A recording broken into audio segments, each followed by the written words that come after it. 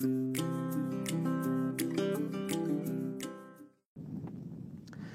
for checking out this week's Growing Point Agronomy Update video. I'm Pioneer Field Agronomist Martin Johnson. I'm standing here in a soybean field in Ransom County, North Dakota to look at two important topics in soybean growth and development. The first topic is around iron deficiency chlorosis, or IDC. The second topic I would like to discuss with you is around proper soybean nodulation.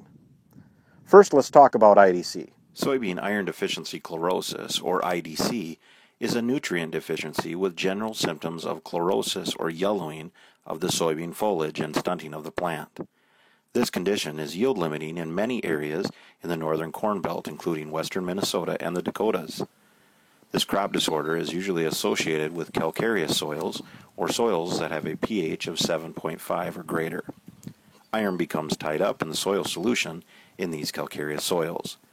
Typically, IDC symptoms begin appearing a few weeks after soybean emergence as interveinal chlorosis on the first trifoliate.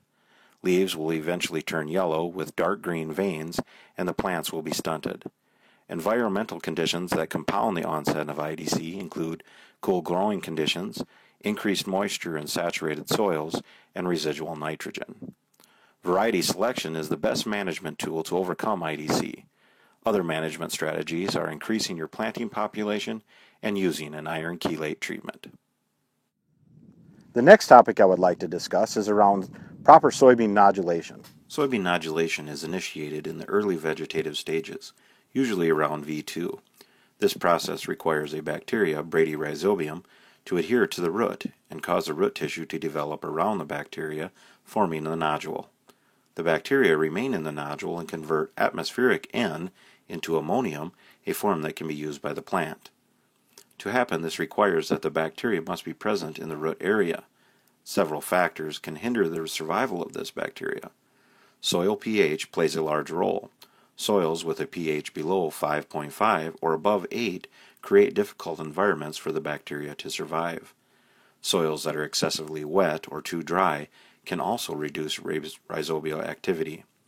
Begin to check your fields at around V2 to V3, and you should begin to see around 7 to 14 nodules per plant. If you see less than 5 nodules, wait about a week and take another assessment.